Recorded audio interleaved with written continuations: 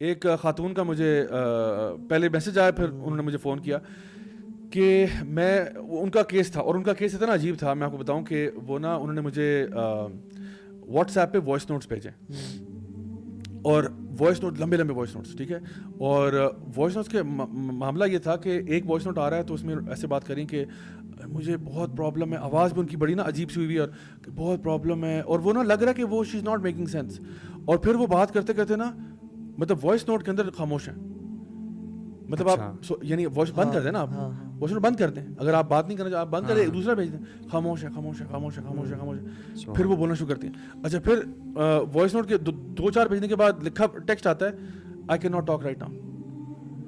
پھر voice note آ رہے ہیں. میں نے کہا یہ بڑا عجیب بیہیویئر تھا, ویری ویری اسٹرینج. اچھا ان کو میں نے جب ریکمینڈ کیا نا کہ آپ نماز میں پابندی کریں, اچھا کچھ میں نے ان کو بتایا جو بیسک, جو میں ابھی بتا رہا ہوں آپ لوگوں کو کہ جو بیسک پریونشن ہیں, انہوں نے کہا کہ میں نماز پڑھنے کے لیے جاتی ہوں, میں بے ہوش ہو جاتی ہوں, I cannot pray. میں نے کہا what do you mean you cannot pray؟ کہتی ہے میں مصلی پہ جاتی ہوں, وضو کر کے آتی ہوں,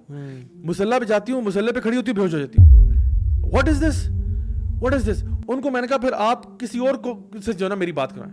آپ پہ دم ہوگا پہلے, کیونکہ ابھی آپ کے اندر نا مسئلہ کچھ اور ہے, ٹھیک ہے, تو بیکاز وہ جو شیطان ہے نا وہ آپ کو نماز پہ بھی نہیں آنے دے رہا, کیونکہ اس کو پتا کہ جب اس نے یہ شروع کر دیا نا ڈیفینس اس کا جو ہے نا وہ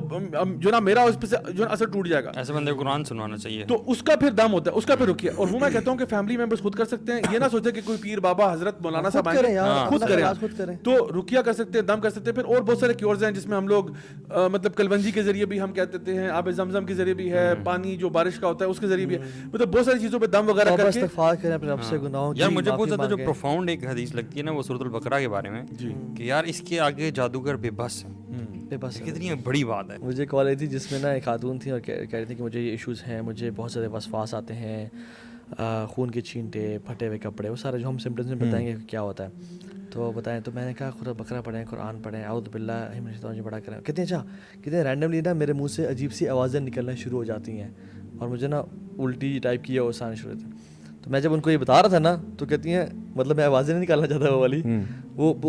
اونچی اونچی آوازیں نکلنے شروع ہو گئی ان کے منہ سے نا. تو میں نے پھر ان پہ روکیا کیا, اور میں نے کہا کہ آپ نا پھر ٹریٹمنٹ سارا بھیجا, اور ان کو سارا بتایا کہ پھر وہ رونے شروع ہو گئی بیچاری, کتنی دیکھیے میرے ساتھ کیا ہو رہا ہے. اور وہ نا وہ جو آواز ہے نا اتنی موٹی اور بھاری تھی نا, ان کے منہ سے نکلنے شروع ہو گئی. اگر ایک بندہ لیٹ سپوز کہ اس کے اوپر پوزیشن ہوئی بھی ہے, تو سب سے پہلی بات ہم نے کی کہ اگر وہ گھر کے اندر سورۃ البقرہ کی تلاوت کرتا ہے, روزانہ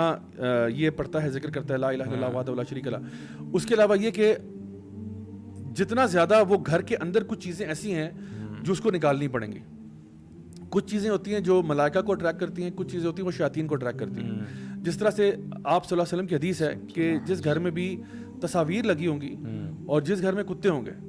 اس گھر میں فرشتے نہیں آتے. اب آپ بحث کریں یا جو مرضی کریں, نبی کی حدیث کی بالکل صحیح حدیث ہے.